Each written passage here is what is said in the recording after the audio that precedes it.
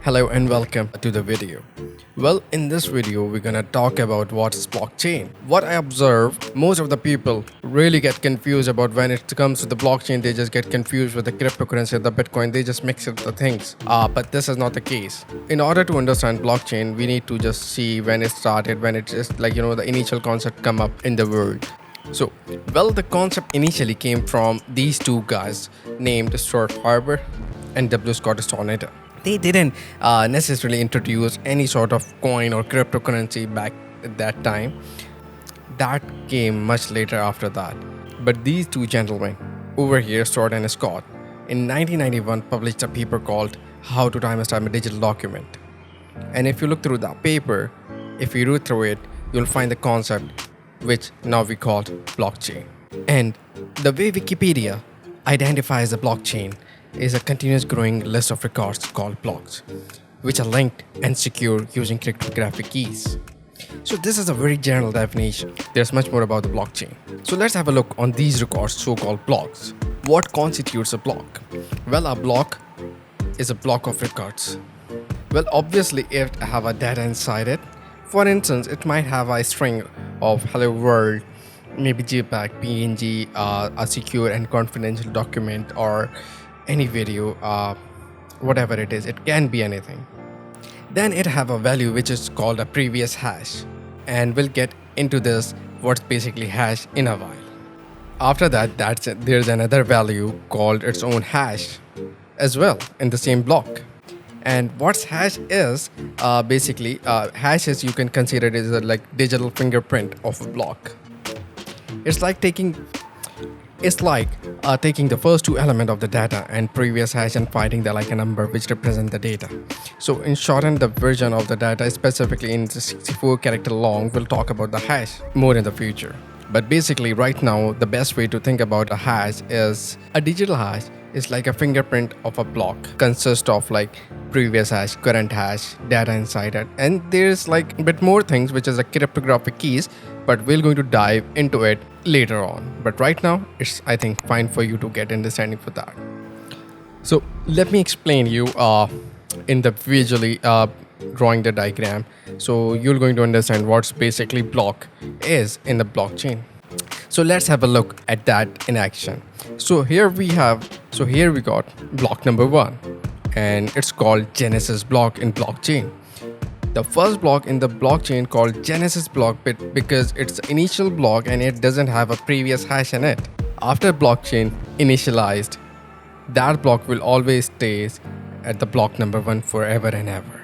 It will never change. You might have some data in it.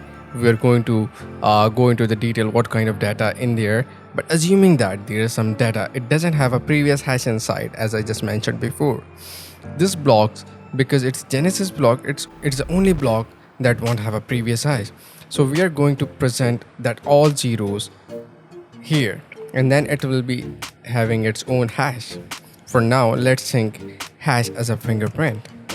We'll find out more about these hashes in upcoming videos. Then there's a block number 2. In the block number 2, it have some data inside that. It's having a previous hash which doesn't have in the Genesis block, but right now that block is just getting the previous hash from the Genesis block and having its own hash too, which makes a chain and which is also linked to the previous block.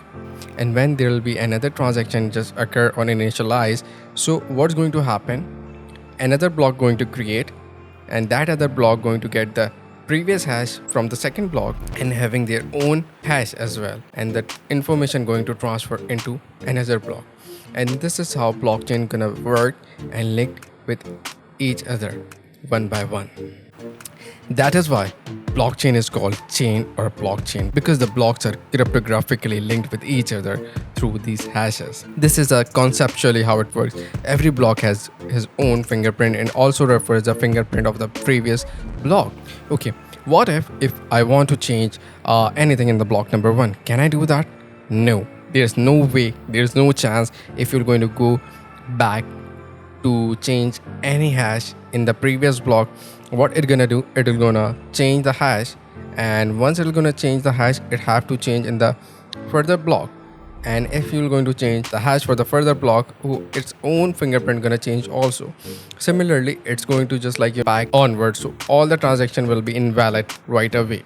And there's like further more things into that which we're going to also discuss in a while. So that's a blockchain at a really higher level, like in a brief. There are many more concepts to the blockchains, things like mining, distributed peer-to-peer network, consensus protocol, immutable ledger, hash, and cryptography. So right now, many of these might sound very gibberish or jargon or alien to you, maybe very confusing at the moment, and totally it's fine because you're going through them one by one, and once you go step by step, you're going to get the understanding and making the fundamentals, and it'll going to make your fundamentals too strong. But for now, keep it like that way. Don't worry about that. We're going to discuss each and everything in detail, one by one.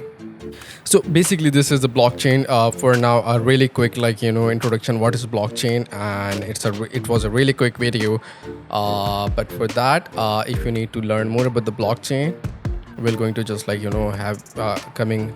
We're going to having a series for the blockchain, and in that series, we're going to build a blockchain as well.